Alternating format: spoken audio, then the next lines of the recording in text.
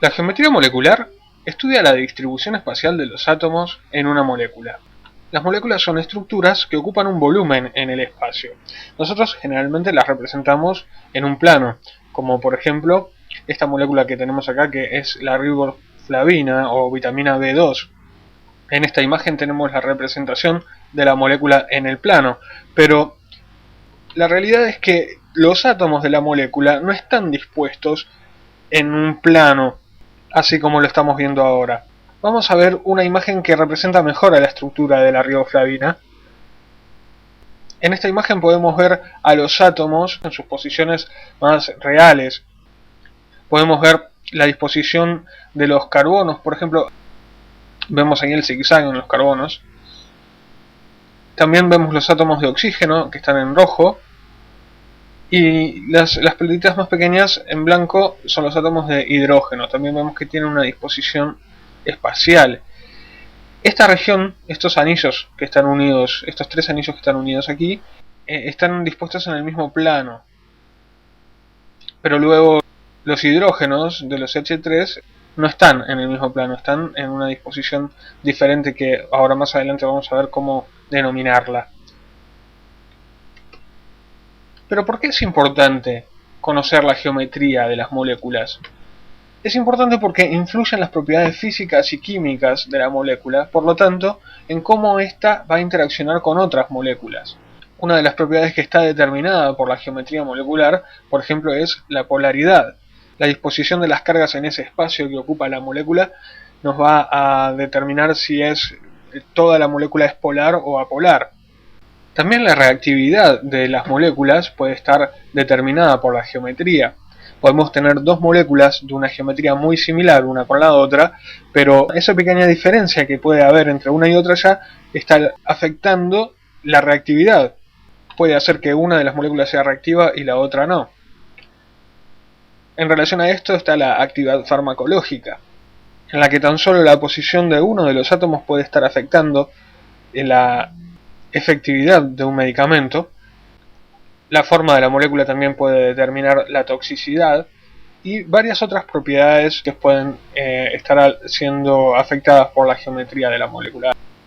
¿Cómo podemos saber qué forma va a tener una molécula? ¿Cuál va a ser la geometría, la disposición de los átomos de la molécula en el espacio?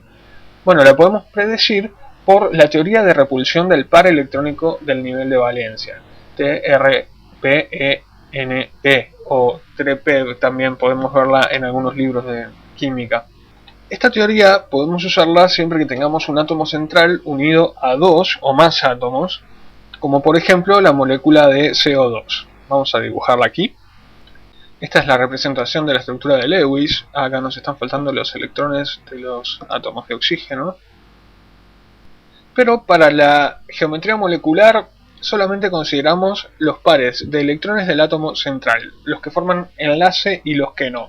En este caso tenemos del átomo central, que es el átomo de carbono, dos pares de este lado y dos pares de este lado.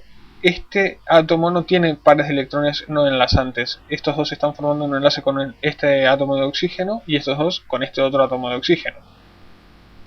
Acá vemos pares no enlazantes sobre los átomos de oxígeno, pero esos no los tenemos que tomar en cuenta, solamente los pares de electrones que están en el átomo central, en este caso el átomo de carbono. Y lo que nos habla de esta teoría es que los pares de electrones en el nivel de valencia del átomo central toman posiciones lo más alejadas posibles unos de otros. En este caso tenemos dos pares de cada lado, uno por cada enlace. Acá tenemos un par, acá tenemos el otro par y otro par. O sea que son dos pares a cada lado del átomo de carbono. Y para esta teoría, un enlace múltiple, ya sea doble o triple, lo contamos como si fuera una unidad. Lo que nos interesa es el grupo de electrones que está en ese enlace o en esa zona, en esa región. ¿Y cuál es la posición más alejada que pueden tener esos dos grupos de electrones? Y bueno, en este caso es si se disponen en un ángulo de 180 grados. ¿Por qué es importante que tengan las posiciones lo más alejadas posibles? Y bueno, porque son grupos de electrones. Y como el nombre de la teoría lo dice, los electrones se repelen, eso ya también lo sabemos por las leyes de la física. Por lo tanto, como esos grupos de electrones se repelen, buscan tener las posiciones lo más alejadas posibles, que en este caso es si se disponen sobre una línea recta, o sea, con un ángulo de 180 grados. Podemos decir que en este caso la geometría de los pares de electrones es lineal. Y acá tenemos que hacer una aclaración. Hasta ahora solo hicimos referencia a los pares de electrones que están alrededor del átomo central, o sea, a estos que tenemos aquí y a estos. Nunca hemos hablado de la posición de los átomos de oxígeno. Pero para determinar la geometría de la molécula es importante hablar de la ubicación de esos átomos. Solo que antes de hablar de eso tenemos que hablar de la geometría de los pares de electrones. ¿Por qué? Porque el átomo central puede tener pares de electrones no enlazantes, que no es este el caso porque el átomo de carbono no tiene, pero podríamos estar hablando de una molécula que tuviera pares de electrones no enlazantes. En ese caso, la forma de la molécula estaría alterada por esos pares de electrones no enlazantes. Vamos a ver ejemplos en un minuto. Pero ya hecha la aclaración, podemos ahora decir que la ubicación de los átomos, o sea, la forma de la molécula, será donde exista una mínima repulsión entre los pares de electrones. O sea, los átomos, en este caso de oxígeno, se están ubicando de forma que la repulsión entre los pares de electrones que están alrededor del átomo de carbono sea la menor. Por lo tanto, la geometría de la molécula, en este caso, es lineal también. Pero como ya dije, si hubiera pares de electrones no enlazantes sobre el átomo de carbono, eso podría ser de forma diferente. Y para llevar este concepto un poco más a tierra, vamos a ver otro ejemplo, en este caso el de la molécula de agua.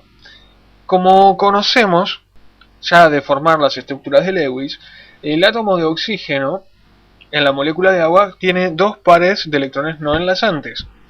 O sea que esta molécula en total tiene, vamos a contarlos, 1, 2, 3 y 4 pares de electrones alrededor del átomo de oxígeno. Tenemos 2, los que están numerados como 1 y 2 aquí en la imagen, que forman enlaces con los átomos de hidrógeno, y otros 2, los que están numerados con el 3 y con el 4, que son pares de electrones no enlazantes. ¿Cuál es la mejor disposición espacial para minimizar las repulsiones entre estos pares de electrones? Bueno, en un caso como este, en el que hay 4 pares de electrones, la mejor disposición para minimizar esas repulsiones es la forma de tetraedro. Un tetraedro es un prisma de 4 caras, como estamos viendo acá en la imagen.